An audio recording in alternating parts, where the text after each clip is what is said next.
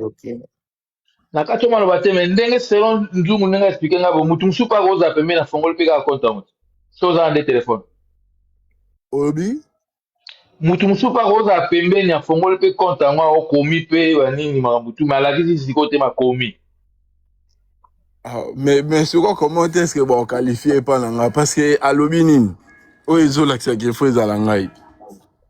Et alobi écoutez l'autre en fait le truc c'est que street abanda oloba elo moko mais yende mutu RDC ni atangi kombo na yo ke botika cash flow azo na comprendre na bi mais ndenge nini street alobi kombo mutu te mais comment yemba moko atangi cash flow na trouva comme bizarre c'est pour ça la bi peut-être eza pe kaka mutu moko cash flow et puis eza RDC ni moi je l'ai débloqué un bon tindela ye na débloqué botindela ye demande tota soka mais na ndimi te kaka mata mpo amataka pe te amataka te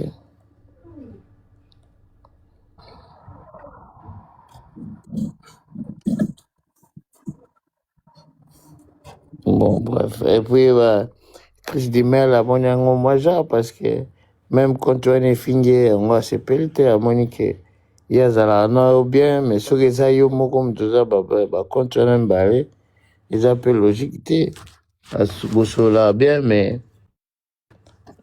compte wana efinga ye alors que eza yo soki mpe eza nango yo te omoni ke boyo mpe bana bamasa no pamba c'est pour ça moi étant que père hein, moi je sais pas trop biloko elekana na CC mais Nani alobi ke compte wana fo ezala nga est-ce que aza na preuve ke compte wana eza ngai franchement parce que ngai oyo na mati oyo aza compte wana aya alakisa soki ba débloquer batiki a commenter comme ça nga na ozwa de maboko na nga boyebi compte wana bato baza abonné pa na ye bamona ye soki eza tu na commenter na tous les deux moments pendant que maboko na nga yango eza awa so na na des téléphones il faut yebana donc RDC ini amata ou soit à commenter na C parce que soki a commenter soki eza nga moko nga ne mfo na commenter au même moment ça c'est vrai Voilà, nous avons raison. so na na des téléphones il faut na commenter na tie siko maboko voilà donc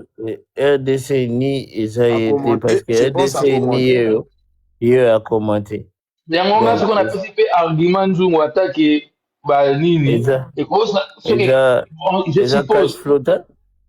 ntango mosu telefone mosusu mpe koza pembeni telefone mosusu mpe koza pembeni eza cash flow te mais telefone mosusu mpe koza pembeni na de telefone mutu mosu akokomelo olobi mata komelanga awa oyo amonaki nga te mais eza nango mpe na yo te donc c'est qu'il faut nalakisa ndako na nga mobima natala soki mozali on sait jamais mais tokende kuna te eza nango yo te eza yo te ndeko nanga eza yo te RDC a commenté ye wana na moni azo commenté donc c'est pas moi donc ye azo commenté awa donc eza ye te omoni il fallait nganem na commenté c'est ça oui cash flow oza na province ni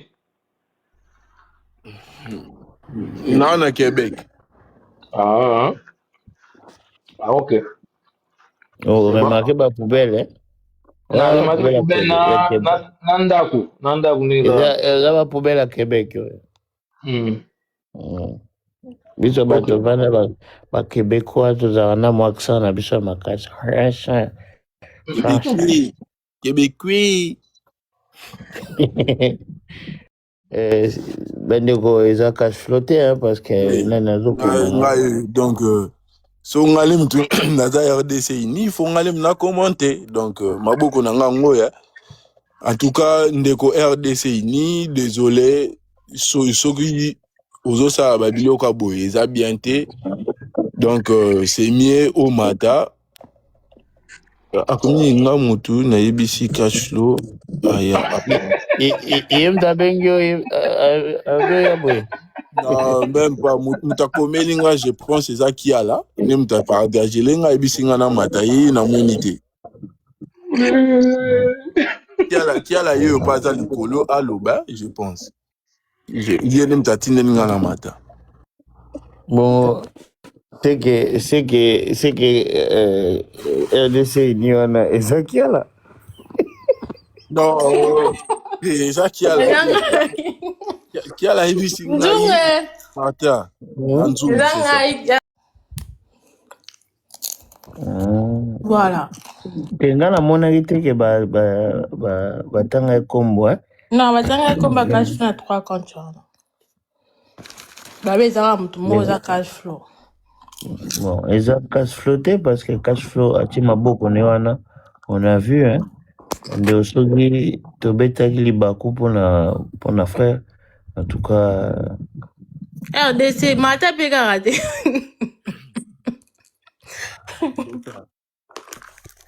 Bon, en tout cas, merci Nzungu, Chris Dimel, désolé. Ouais, Nzungu, bonsoir. Oui, bonsoir. Ouais, Que passe au moins de tout ça, tout ça va aventure. Tout ça va aventure. Il ne faut pas faire l'hypocrisie. Il y en a battu sous bord de la combat mutu. Tu vois un peu. Il ne faut pas venir monter dans panel juste pour nous défendre les locaux au couteau maîtriser. Tu vois. Tu peux faire l'hypocrisie, tu peux faire tout ce que tu veux. Mais tu ne peux pas défendre la vérité. Tu ne peux pas défendre la vérité. Jamais. Tu sais, la personne qui est dans le panel, il est conscient. Il est conscient. Nzungu, moi aussi, je peux te donner mon compte. On a à peine 2 téléphones, 3 téléphones. Et les gars, Nzungu, on joue un jeu. Moi, je vais monter. Toi, tu vas commenter. Et il n'y aura personne. Au moins, à tout chacun entourage na bateau on a considéré comme une famille. N'a qu'à défendre sans hésiter. Moi, je ne parle pas avec Cashflow. Je ne le connais pas. Je ne le connais pas. Je parle avec Ezanga et RDCI. Et les 2 personnes là, baby Onin bangon bali basali. Et Cashflow ayebi Onin yasali. Moi, je défends juste la personne. So Oyana maîtrise Yalikambouté, arrête de monter pour défendre ce qui est indéfendable. Tu vois, so on maîtrise. Yo remarqué nini. Non, moi je n'ai pas remarqué et logo. Il y en a babylon sous ça reste en privé. Mais moi, si j'ai monté, c'est parce que son amati, c'est parce que la personne il fait l'ironie, c'est comme s'il connaît rien et ose à la victime et logo. Alors que ce n'est pas ça. Tu vois. Alors ça là, le on dirait à victime. Alors qu'il y a sa victime. Arrête de faire l'hypocrisie. Assume-toi comme un frère. Assume-toi comme un homme. Si tu as des couilles, assume-toi que c'est toi. Nakiti Nzungu, c'est bon. Nzungu, papa ben, mais okoro condamné pe mutu boy te ndeko nanga. Po kasi fwa la biso maboko na ye. Toza pe biso nyonso nsima ba telefone. Ndenge nini toko confirmer ke mutu wana eza mutu. Nzungu. Toko confirmer mpena ndenge nini. Ngako napesi hypothèse oyo ke tant tout kasi fwa ko pesa mutu mo telefone na panzi na lobi yango. Mais eza pena loko te toko conclure ke eza cash flow. En tout cas par rapport nanga. Toza na moyen wana te. Soki théorie mosusu ezali bande. Oui, biso parce que là na ebite lobaki apesi mutu téléphone mutu ngo apesi téléphone. Bazani côté moko ou bien papa ou bien bayebani na bango na libanda ya panel. Tant que hypothèse on peut goza vrai. Bayebani côté bayena ba kombo oyo mais na côté moko na privé bayebani na boke oyo. RDC alobi na yambe mercredi. Nzungu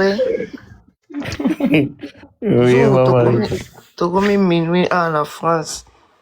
Molimo feda na pembe kubima na kati ya ba conflit bato mosusu baza ba victime ya kozoka bapota pamba na makambo ayebi te parce que street apesi détail alobi olataka periki otiaka babuchu banini bandabo bandaya kolanda nga bozoseka nga nazokoma kombo moko me kombo wana ezaka ya bato mibale mpona baimite akoma kolata baperiki wana aimitaki kombo ya mutu moko azalaka na TikTok, YouTube ayebana lokola akala poitrine munene alataka poitrine wana mpona azwa identité ya mutu wana sikoyo ye abandaka kofinga mutu wana alata identité na yango natiaka poitrine munene abakisa nsima na tie perike mpona abima neti mwasi madamu ya mobali Marita, bonsoir Marita. Bonsoir Marita. Aidez biso, pardon Marita, pardon.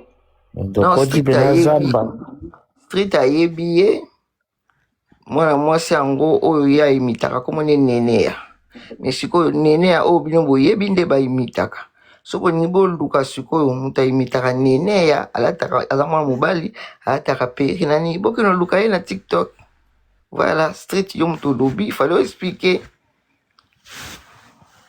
nga nazobana yo te ya RDC ni nga nazoloba street mutu apesi badetail nga sikoyo na badetail wana ngai mpe naza mutu ya kalebasi nabeti kalebasi namoni kombo moko ya nene ebimi elataka perike etiaka butu na mabele parce que identité ya nene ya oyo ya kelokele. Voilà, donc street azoloba ayebi mutu wana yango akangi micro ayebi ye. Voilà, nga napesi ka detail ya street ngai mpe nabeti kalibasi ebimiseli ngai nene ya wana nga na voduti street funga ya micro na makambo yo olobi eza elongi yo nga namoni te mais makambo oza koloba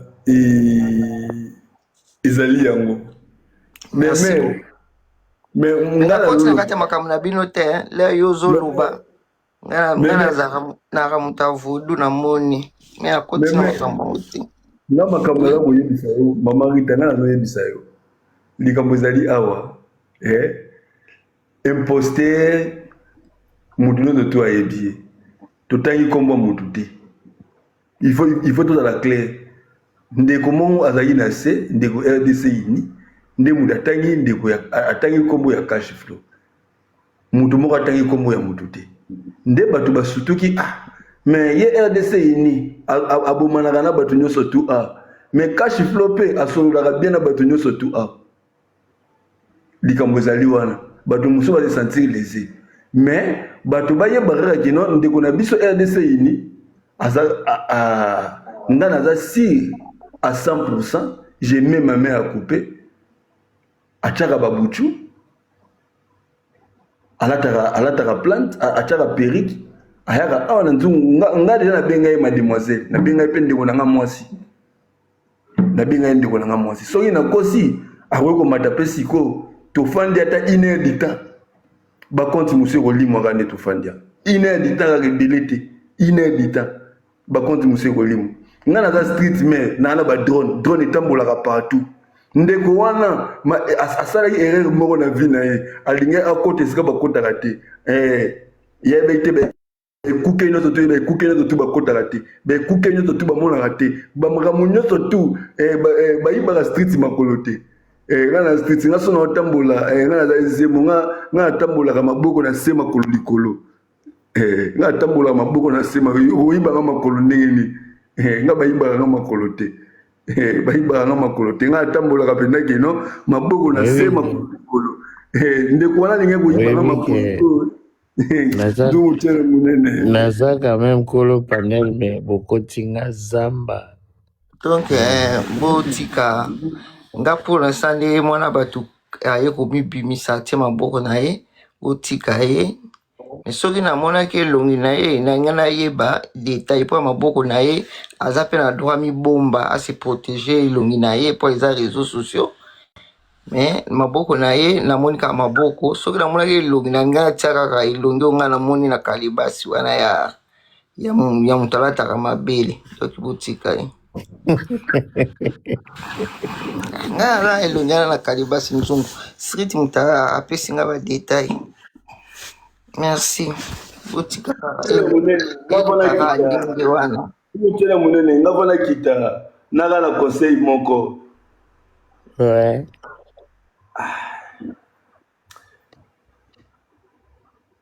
Kiala soki non usilisi kokatisa ebale te babetaka mabe ya ngando te. Silisa no okatisa ebale mata pena ubimi pena libongo. Ubimi pena libongo telingi pena na ngambo komi kotala lobi ya te. Ngando pazaka ne makasi te. Pona soki era na nzela mo balakisa biso to bana mike baliaka ngando basalaka fete mais mokolo ngando aliaka moto. Nzungu tshela munene to kutala lobi na thérapie. Clash full limbisa bango. Non, en fait, moi, les stress c'est là. En fait, on a le beloko pour nous faire capture. Tout ça, c'est le capture. Bon, tu vois ça hypocrisie en fait. Bon, comme bien, bon, tant qu'il combo ya bateau en fait. Bon, tant qu'il combat moutou, bon, côté si na cash flow na cash, c'est pour cela. Faut assumer à un moment donné en fait. Bon, ça mi balle, bon ça là qui me balle na bino en fait. Bon, tant qu'il combo ya 3 personnes, il y a compte tu vois na. Et on a azoko se défendre en fait. Oui, ça qui bon. Comme go wanga na comme wanga nelani.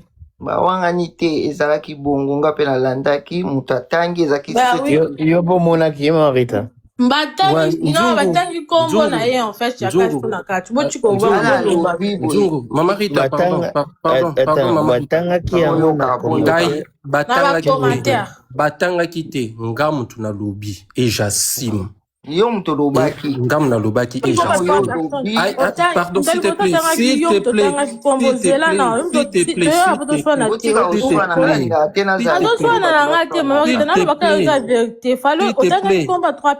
nalobi s'il te plaît ngai mutu natangaki et j'assume nalobi ezanga RDC ini cash flow c'est la même personne j'assume. Donc azawana a contredire nga. Ndenge nini oyebi keza mutu moko. Tu sais, on est des hommes, tu vois. Il y a d'autres choses, ok. Il y en a de belé pété balingi bazape kaka obligé oye bango. Quand j'ai dit ça, j'ai dit j'assume et je suis sûr de moi que j'assume RDC ini et Zanga Cashflow, c'est la même personne. C'est la même personne qui utilise tous les 3 comptes. À contredire nga azana likolo mais il y en a tout nisko non nalobi nzungu nalobi boy je parle comme un intellectuel nalobi boy yoka attends pardon nakatiote pardon vie zana si saka ide nanga pardon na single day seven nalobi boy et yana makamu susu et senga débat nango et les cana privé mais c'est que moi je dis là maintenant autour nanga soki na yebinde nini ça demande pas beaucoup d'explications pour ça parce que yana batum susu pété ba na posa pe yoyeba pourquoi j'ai dit ça et soki wana posa yoyeba ngo cash flow zana yo zana ngana za awa. On peut se mettre en conférence, nous trois, non, prouver cash flow, que c'est lui, même personne. Il y a d'autres personnes, Baebi Makambouté, ok, Bako Loba, Okoya Matate Oloba, Jassim, cash flow Azana, Nalobi, RDC Ini, Ezanga, cash flow, c'est la même personne. On a compris. Parce que pardon, maman. Tant ozoloba que eza mutu moko eza quand même accusation. Ouais. Tant olobi tokenda privé ngai nalingi to prouver yango ka awa comme ça mutu nyonso tu ayeba ke non s'il te plaît il y aura au moins pourquoi la boy opesa inga tikila ko lo kanga pena lo wana penta s'il te plaît tout ça awa na public nzungu ezali famille yo lobi ke cash flow ezanga na RDC ini ezanga eza mutu moko ça je le sais eza compte ya mutu moko Oui. Mais sur le lobby qui est cash flow na RDC ini eza mutu moko, il faut prouver yango. Nzungu. Il y a beaucoup contredire yo te sans que obimisi preuve mo te zo laksa ke is cash flow eza RDC ini. Parce que maboko ni eza awa, il kuna zo commenter. Laksa biso. Nabibu Nzungu. On parle de la on parle de attends, pardon Chris, s'il te plaît. On parle tout ça là, il y a débat il y a musique pour savoir qui est cash flow. Awa pena toza na musique. Toza na musique mais toza na famille. Mais pourquoi tu as ba preuve? Il faut quand même parce que il y a quand même accusation. Nzungu za ko s'embrouiller. Donc yé bem mais c'est bem ba yeba na cash flow. Non. Non, to yebanité. Donc okendaki na email na yo ko yeba kiza mutu nini. To yebanité na cash flow. To yebani na cash flow te. On se connaît pas physiquement. Tout le monde en a ni de près ni de loin. Ndé toza a money. Mais si j'ai dit ça parce que il y a une personne au pays lelo akima tamso abando ya penjungu te à cause na ye. Yango moni na olo bakie yana makambo susu ça ne peut pas passer tamsusu na ba munene ba tchela bino na munene parce que il y aura beaucoup et il y aura la liste et ça sera longue. Tu vois, à cause d'une personne. Yango moni na préserver koloba ba makambo. Yango moni ngai so na siliki na mati na eloko na linga lobango te. Na linga lobeloko te. So na lobiango c'est parce que la personne a finginga zoba. La personne a finginga zoba na commentaire. Na sur binonios tout bomonian. C'est ça en fait. C'est la raison qui m'a fait pousser en matin. BM. Papa. J'ai la mélamai. Vas-y. Mona kelunga cash flow. On a ngai pe na loba vraiment que c'est la même personne. Mais ngai na zolo ba détail nani street apesi street ayebi. Pona apesi ba détail nzungu. Ba détail wana na yebi place ezo mema. Vous comprendre. Mais ma boko ya cash flow izoloba elo côté zoba kama boko ya innocent mais soki parce que eza compte moko ani komi bimisa te soki na mona ke longi na ye makambo ne kata mayangwana donc tout tikara makambo ngo ezaka bien te ko sala ba faux compte pona ko ya ko finga batu wana nde eza bien te eza ngale sa bino le surtout eza pardon maman pardon pena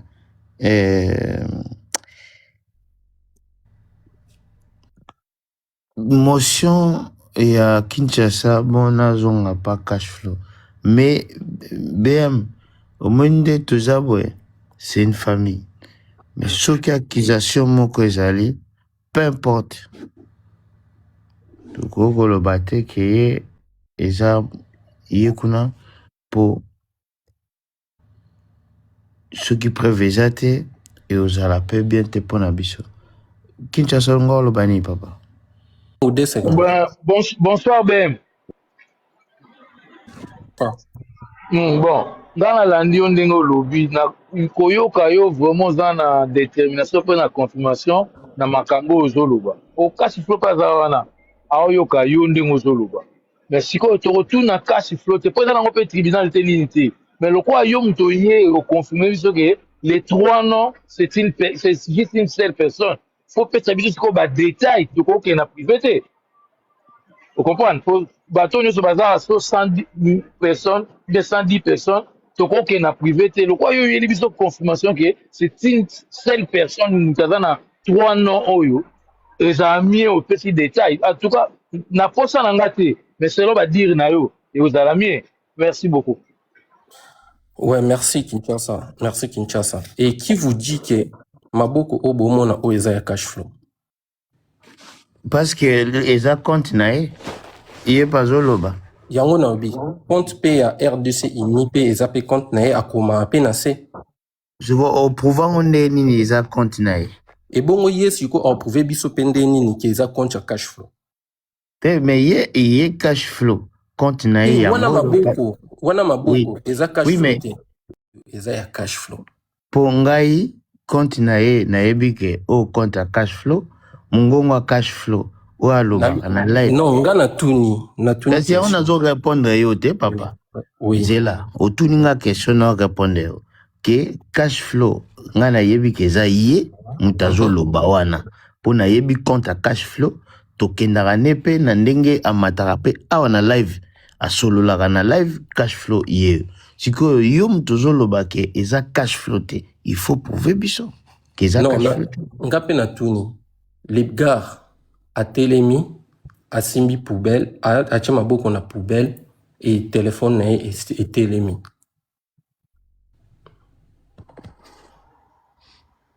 Une question. Solution ezala te nga conseil nga pesa je répète yo cash flow to kana pe cash flow na tuna bem siko po na prouver que zanga il faut na sani est-ce que oyebi ozana photo moko ya RDC ni po ngana la xelongi nanga otala soki eza ye po to confirmer ngo. Déjà à la base RDC ini azalaka na photo te. Mais yango siko tant ozoloba ke ce qui eza ngaité cash flow ozoloba eza ngaité yango na nga na tuna yo po oyeba ke eza ngai photo sa ndengeni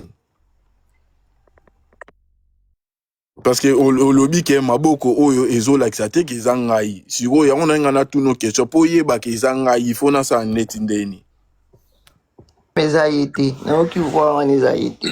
Écoute, Maman Rita, tu sais, je me réserve beaucoup, tu vois, parce que je suis en train d'épargner beaucoup de personnes. Mais attends la justice, mon fils. Non, en fait, il y a un moment, pardon. Non, écoute, pardon, une minute. Au lobby, omoni ton olobaki ok comme la batna privé moi j'ai pas besoin de ça toza en live la kisa non la kisa batuni na ebite soko zo comprendre to la kisa batuni so awa soko za na vérité oyebi que RDC inezanga ko mema mutu na privé te la kisa bango awa aussi sanga awa aussi la na kaka est-ce que beaucoup peut s'en 2 minutes Joango 2 minutes.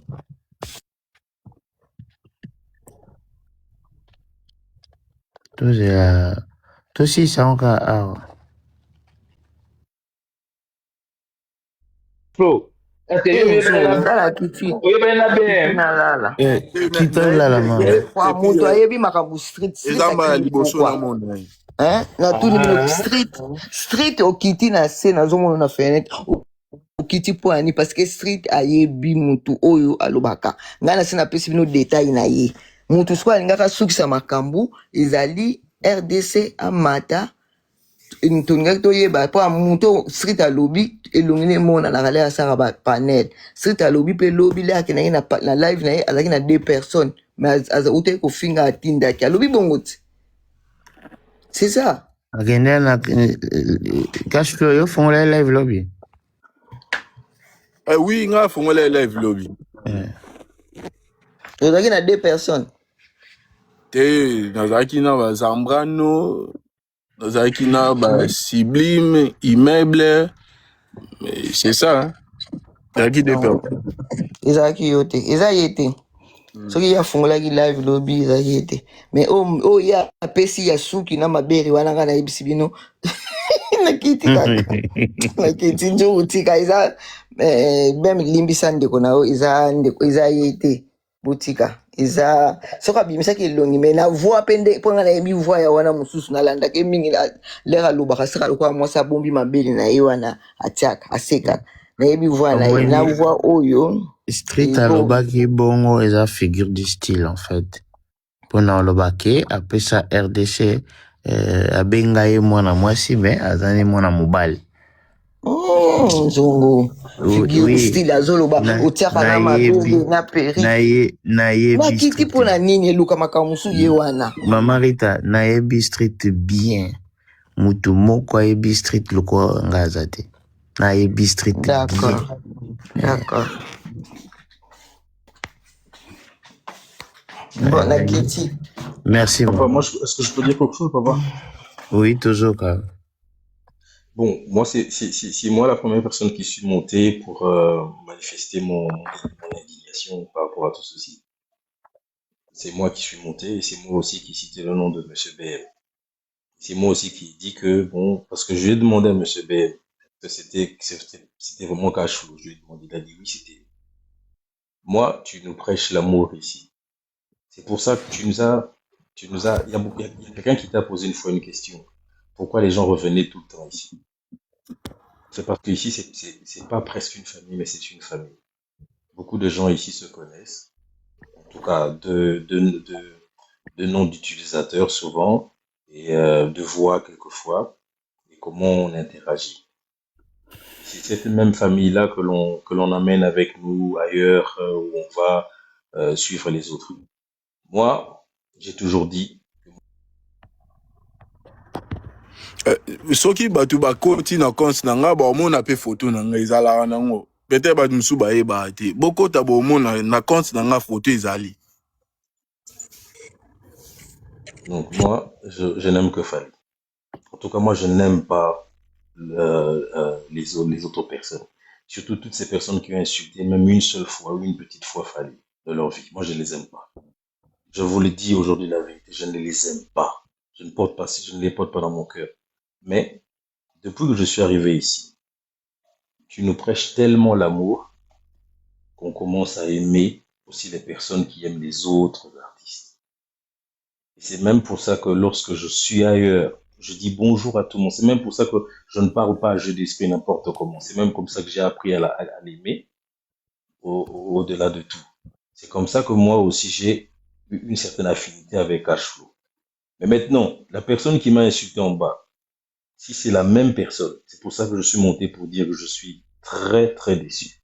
Non, ça, j'étais vraiment prêt à me désabonner de son compte. Et si cela se prouve, je veux me désabonner de son compte. Non, je pense et je veux me désabonner de toutes les personnes qui suivent Ferrego là à partir de ce soir. Toutes les quelques personnes que j'ai suivies à cause de toi, grâce à toi. Je veux me désabonner de tout leur compte. Non. Laisse peut-être, c'est pas pour moi, pour l'instant, jusqu'à présent, ils ont cash flotté, hein, pour l'instant. Donc, ils ont au tribunal, mais pour moi, il est encore présumé innocent, en fait. Jusque-là, non, t'as prouvé le mot que cash flow, parce que Sogi, et l'eau que Zali, Bolé Psabiso, toujours là.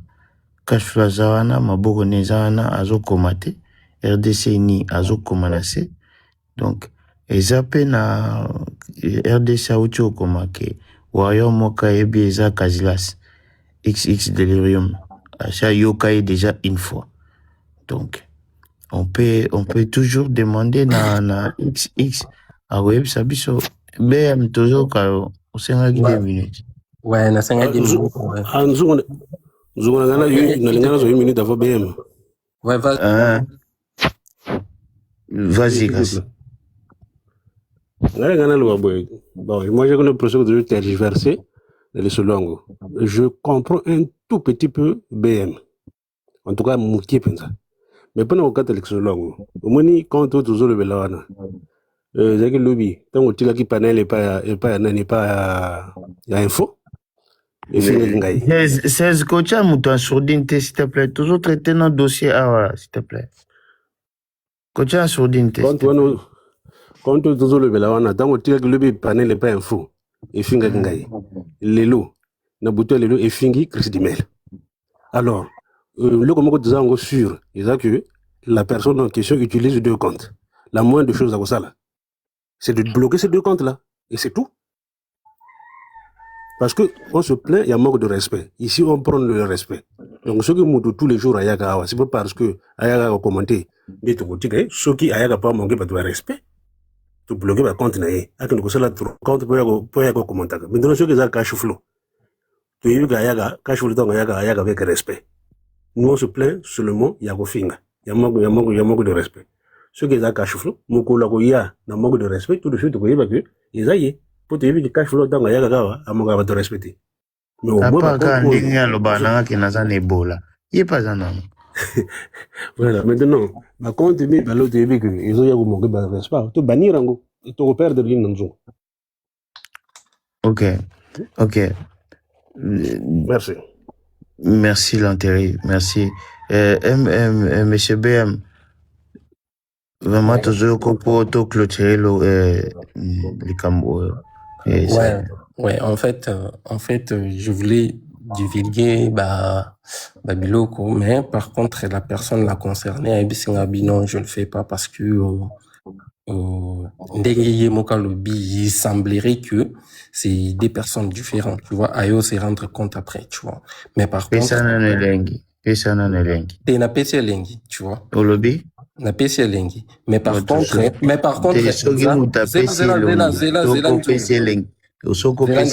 la loi nous dit, il y a aucun micro. Mais on peut s'en après.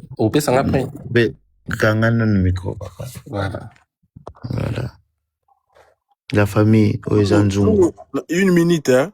Oui, papa, pendant que peut-être Bozaki na live, bon, pour na kene musique, Nazaki pe na mutu, Azape na live oyo. Il va pas à matana été pour aloba. Mais tobano so la naye, Izaki pe na appel vidéo, je pense que téléphone nga on bando utiliser Zaki ka oyo et puis tant mutu ana banda ki okoma et ngana Zaki awate. Donc cette affaire il y a RDC ni na ebiete Chris Dimel aza mutumoko na respectake mingi yé pas respectanga to kutanga rane de fois na ba panel ya ba sport to solo laka et puis c'est ça hein. Donc moi j'ai pas le temps il y a quoi na compte moko mabe pour na fingi franchement na niveau na ngai en tout cas wana ezangati donc en tout cas cash flow au nom de tous les nzongistes je présente toutes nos excuses moni boye pesalaka eza famille tukutanaka tokobungana te on a tenaki vraiment to c'est ça problème vraiment toutes nos excuses na bande connus peut-être aujourd'hui qui ont mabé non au trouvant au pays normal vraiment je place na mtema nayo limsa bande konayo et je pense que ego zonga les sociétés bande to zala un esprit moko ya ko vérifier loko avant que ya ko condamner ou ya ko tirer sur muninga. C'est très important la famille ozanzungu lokola epela ke toki et puis maboko no pe wana zola saniza ne bola de toute façon yo poza nango nani yo vila à Londres. Donc, c'est la famille cash flow azande wanabiso Chris Dimel azande wanabiso monsieur BM monsieur Kinshasa pe azande wanabiso elongo na bande konyos pe bazali kolokuna biso nyos tous ensemble hein mais to bundande na eloko mutu ezali mafinga RDC ini s'il te plaît bongisa ma commune yo pona ko finga batute parce que bon tikoloba ouais que ofinga ki ndeko l'enterri ezaki to côté vraiment na nzungu s'il vous plaît ma finga to pesango plasté toza ba grand garçon ba papa ba maman ba yaya to tika eloko wana ya mafinga to peta na ba biloko ndenge ezala na ndenge ndule mais soki likambo boye komi il faut to solo la kango boye et puis esili pe boye Donc, nous sous-pété à la mouka, à bando beta sous le même solo parce que tout solo en public, ou à rejoindre, ou à kebeta le solo mpandi, mais, tout kotango mingité parce que toujours solution, RDC ini, aza RDC ini, cash flow, aza cash flow. Botika ngana tirakaye. Vous avez un côté comme RDC ini, non. Aza cash flow, aza na ebola. Merci beaucoup la famille. Et ça l'a bien bouillé. Ce que tu dis solution, papa, quand on peut caméra, je peux faire à ma bouche en branding. Quand la caméra, là. Au Canada, on a invité sur vos une c'est. Moi, je suis encore de Kinshasa. Nous à 18h, bien vous avez ma belle. Tous à 18h41. Mais boule oyo l'enterré à Pessiwana.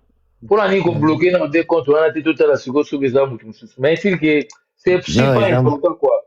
Non, tout ça, mais parce que toujours déjà sur ces armes, ça va être différent.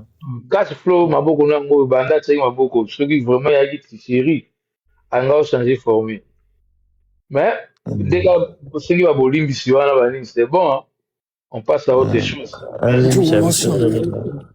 Tous les gars, ma je suis accordé. Ouais. Mon papa. Chris. Mais moi cette histoire, cette histoire de RDC qui dit que moi j'insulte les gens, ça me crée des problèmes ici, hein. Ça me crée des problèmes ici. Pendant qu'on est en train de faire ce live, j'ai des problèmes. Ouais.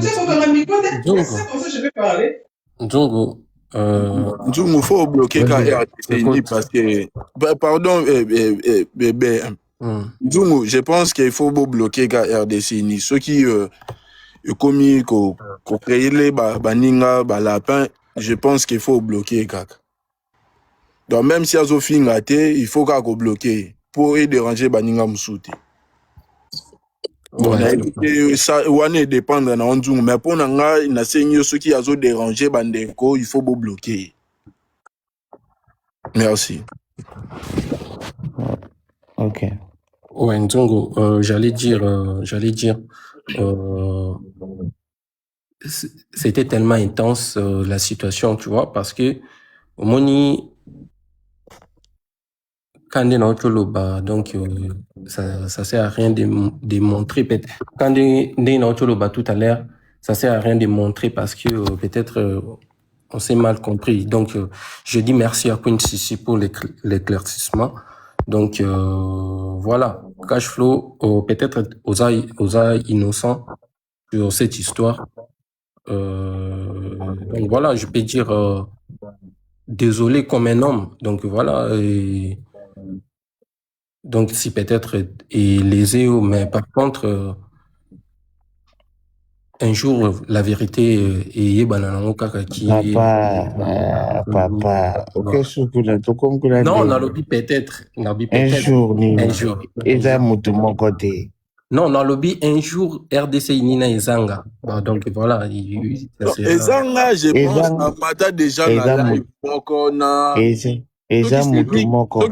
Ndungu pardon Ezanga mutumoko na RDC Ini. Non, Ezanga, Ndungu, une minute, pardon. Au moni Ezanga, on a, ce qui Cédric Aza Awa, Botindele, Agoye, Ezanga, parce que ton matin là, il vous manque pas ambassadeur. Bon, désolé pour la cité combat panel, il n'y a pas de problème, mon frère. Ok, Eza pas ambassadeur, Tozaraka Ngai, Swag, na Cédric. Babaneki ko discuter ba makamoko informatique ezanga on Cédric a reconnaître makamona oluba soki azalaki anga yeba o wana ezanga wana Cédric a yeba parce que amataka na compte wana comme na ngo ezanga et pas ambassadeur cash flow ezanga RDC ni ezamutumo parce que ce ba mité par exemple na RDC ni tout de suite, on a continué bomité RDC ni pour l'année. Tu vois?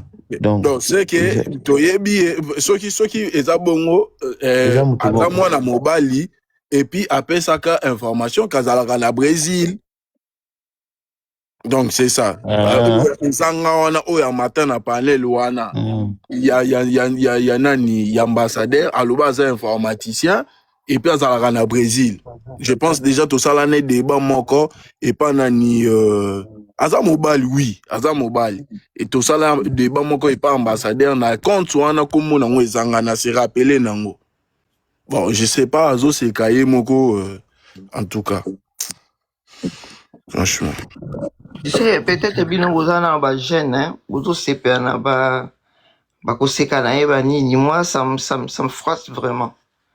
Ouais, ça commence à déranger. Ngaku tu peux ngai na osanga na bino na za mokolo naninga ba débat mais nakoko boya nzungu te pona comment s'appelle la fille si c'est les garçons mais lokola za kozalaka ateti soki na ye na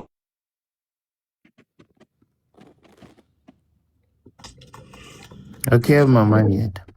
Dès continue on a faut bloquer en gros pour la kimia. Attaquer ça la faut compte mususu Italie. Nga kutu enaki parlanga RTR mo na komi ko pikisa batu bozala calme au moins na komo komela nga kutu na yebi mutu zo komela na soto pour nous mama na ningo bloquer ote na vanda anya na loba te batu bomona yango ayebi mam na on est sur des réseaux sociaux vous en prendre ailleurs que tu sais mon nom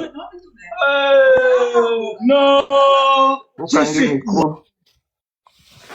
au moins la boke sera monio sur na compte na nini moko alandi bino sus au moins la zolo bomaka moko ningaka toujours à toucher sensibilité na pour nous répondre ngala kota ngala ba jewana te moi-même je me suis posé des questions na panel muntu vraiment tagué ngai alobi na ngai na kende kozala maison de retraite âge na maison de retraite na ko se poser la question est-ce que ça combien de comptes peut-être ayebi ki na yebi compte wana mibale wana muso yebite mais c'est pas c'est irrespectueux na ba bino za monde musique bino bozana no boyebo bandi musique sika ngai na banda musique banda kala donc le musunde bozana bobotamite na yebi batu o bakota na mabulu lukola ba sentiment loyenga musique yo na yebi ba oyo pe ba yaka na loyenga musique ba za ba maison de retraite na musicien moko take na utala bango na bato baza osala bango loyenge sika moko eza ba boko osala ba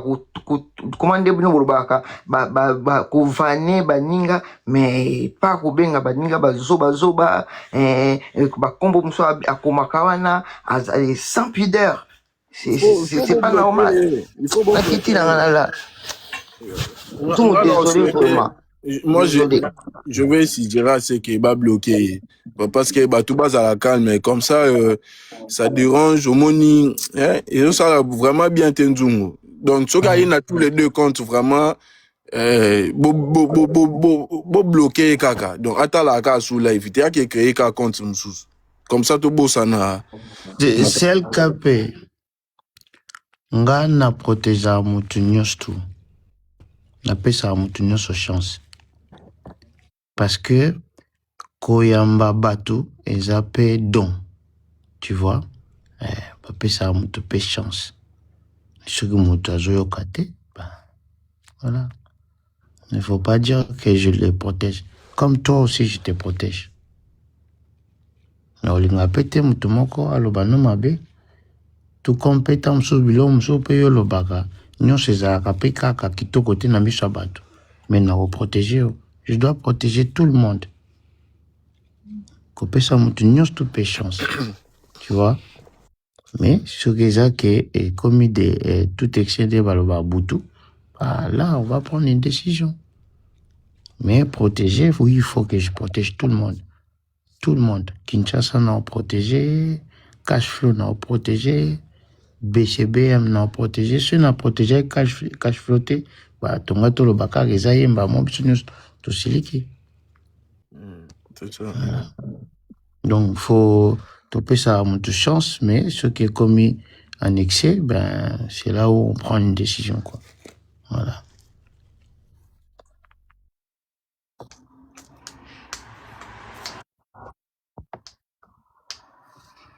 Ouais, merci.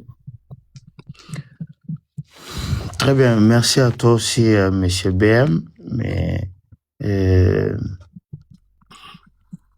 là, on a pris la solution et puis RDC ini azali sous tenacé, donc bon, mais la main a bien appuyé et ça problème. Mais tout est bas qu'on respecte na biso. Même si les alikambu na bino côté ba Gaulois, côté ba Warrior, côté ba Spiritas, côté ba Weransoni, côté ba Nanyo, tous a na moins respect wana kaka. Ils ont une musique, toko ko chuba na banini te, mais toko ko solo là. Chris Dimel qui ne cite jamais le nom de Ferré, Moutaya Kaka fini gratuitement comme ça. Donc, nous il faut vraiment bloquer. À mon avis, l'AFT sera créé. Oui, envoie ta demande E77. Mais Cashflow, moi je t'ai dit, il y a aussi les pires. Il a harcelé beaucoup de personnes, ok. Ça sert à rien de montrer, tu vois un peu. Ça fait mal. Même la privée. Aokoma Mabé, tu vois. Mais c'est BM. Oui, pasteur. Soki iPhone inkarika. Soki mutu azoko harceler yo. Qu'est-ce que vous ça? Ngapi nande na boy. Mutu harceler ngai. Soko cédé, c'est yo mtolingi. Il faut bloquer ça directement. Comment est-ce que tout le monde va déranger et belé boye? Ndeti ngai agobane ana kipe yo pété. Vous comprenez? Mais c'est bien mon bando ofinga ngasiko na okumbote ti pe yo mo lembi pe otiki na yo. Baloba ape va répondre na silence, non? Silence pesa kare. Miteme suka gati. Kasi mitema fwe suka yo. Parce que ye bit neza yango asukso mutema. Tu vois? Mais yo petango za ke au moins ke mutema ko sukote ba occuper court. Omoni ye aza pervers narcissique. RDCI, aza pervers. Donc ye wana posa na preuve na ngote papa. Non, ils ont juste des qualifications. Oui, mais oza na preuve na ngo? Oui, nana preuve na ngo na ba commentaire yeso ka kangami na muntu wana. Tika ko protéger Petro banda ko cash flow. So yozate na olinga pete mutalo ba ke yoza na nyobwe. Est-ce que yaza na preuve que aza pervers? Nzungu yondo protéger batu fort mais wana kana ebio yoza mutema munene mais un moko so mutazo se me conduire des fois ba qualification bongo ezo mérité bah oui Nzungu po oyeba pervers narcissique oyeba ndeni yum tozo mona na ka bolemission na yote na ka bolemission na yote mais yum tozo kanga mutu pervers. Bon, on a fait exemple pourquoi aza pervers. Na prouvé. Qu'est-ce prouvé? Désolé là. Na ba commentaire. Faut qu'il y a kangami na mutu. Donc ye mutema na e kita ti l'air yo au pété câble. Mais mais faut tanani. Yo moko po yebi ke ti muti yo au pété câble nde mutema na kiti. Qu'on calcule. Bah oui. C'est ça que j'ai dit. Donc, ce que qualification, on a zuika qualification, on a. Ngai na part na ngai. Nga déjà a. Oui, Marcus Paul.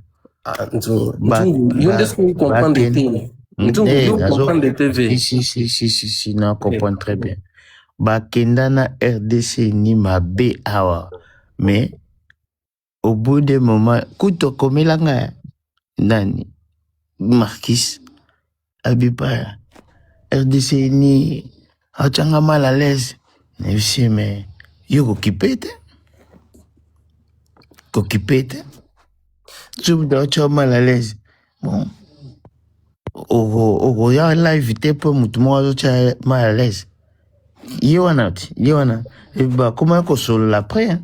Parce que akoma ofinge kutu kofinge kobengeli cadeau tu vois à pousser pour quand mutu mesuka ye non en fait mais non attends il faut savoir que ngana cash flow toza kamoka musique te nanzungu awa la majorité ezaka plus ba warrior tu vois pour que ceux nga nazana naomi mettre na place na ya ceux nga zaye non ça la même chose il faut na souksa bino mutema pour bo péter ba plan soit ba sini au fingi ba mite pour bo longwa kanda mundambo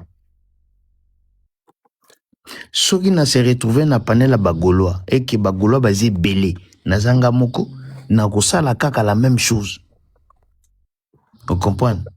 Comme ça et réduire ata mi batu wana selon ngai ndi na moni la paix makambo. Vous comprenez? Comme ça c'est beaucoup mukie et osala ke nga na gagné pour 2 personnes bakiti 3 personnes bakiti na suksi bino mitema. Mais la majorité domine toujours. Yazaye moko. Kasi yango te parce que na commentaire bino boko za la 10 yaza yemoko. Donc osala on encore. Et le donc quoi pardon viens. Yosuko au CP là par exemple, il y a une personne regarde la panel non à foutre bordel. Batu ba okende yo tika na batu muke juste pour na mutu moko c'est ça. Non, mais ce qui est ok pour la motomoko, mais ils ont faute nayo. Mon frère, regarde. Oui, papa. Mais na ben, marambolo ba ya mutu afinga wana na cash flow. Abo bat bafinga wana start, basala ni. Là Mario Balotelli stade Mobimba ba ofinga ma continue beta. Non, là soka ye wana ofinga ba ni ko kipe te ni te. Bon, on a raté beaucoup, on a raté à ta finir. Moi-même, j'ai vécu ça. Naïbi histoire, wana. Donc, moi, je parle que Moutou, ok, Yemoko et ça là est bien. Alors, il y a juste. Kasi yango bazo expliquer yo ya kapo. Azo yo comprendre ngate. Asoki sabino mitema ko bino mo discuter. Voilà. Mais moi j'ai une question. Désolé, oui. Non, qui est la logique Nabino. Juste une question. Pourquoi pas au blokaka et zanga otika RDC ini? Pourquoi au blokaka est pour du bon? Parce que ezanga fingaka. Soki na sengyo siko li fingi na emoko ochangpo na ngana mona kite. Bon, na kozonga na ba commentaire pour moi pour que na mata. Est-ce que yebike il y a ezanga. Moi je parle des ezanga. BM. Ouais. Admettons, tout ça boy. Oui. Tout ça na vrai hein. Tout ça na vrai na biso moko na conscience no pe. Est-ce que yebike ba warrior ba fingaka? Ba ya pe ananzongo. Mais ba finga na nzungu te j'espère. Na ba fingaka. Na nzungu. Na commentaire, oui. Ah bon là non monate. O monate po ezaka na yo. BM ba warrior ba fingaka. Moi pe fingi fe. Moi pe modérateur warrior atiki ngweliki. Mais ils appellent mususu pe balongola bango. Tu comprends? Tu comprends? Oui, non, comprendre non, voilà. Très bien. Oui. Donc c'est que tant mutu nazo finga totiki eleki. Soki ye amoni yango akosala la même chose. Mais bakolongola mutaliboso. Tu vois? Viens à poser une question. S'il te plaît. Je pense que ça peut être Chris Dimel peut maloba aloba poto monopolisé. Oui, pardon Cash, ouais. Naina tu naka nzungu question moko s'il te plaît. Admettons que nzungu ufunguli live. Ou loba makamo ya bien intéressant na live. Biso tout oza attentif na makambo o loba. Mais il y a une personne à foutre bordel dans le commentaire, comment distraire Batunios, tout comme il faut prêter juste attention à Moutouana ou il y a foutre bordel dans le commentaire. Vous êtes d'accord, n'a ou pas? Non, ça n'a pas d'accord, parce que vous avez dans le commentaire à Moutoumoko alors que nga Moutoumoko na oloba. BM. Merci. BM. Moutoumoko a perturbé toutes 100 personnes. Ce qui a perturbé 100 personnes, c'est qu'il y a un talongi. Logique. Tu vois?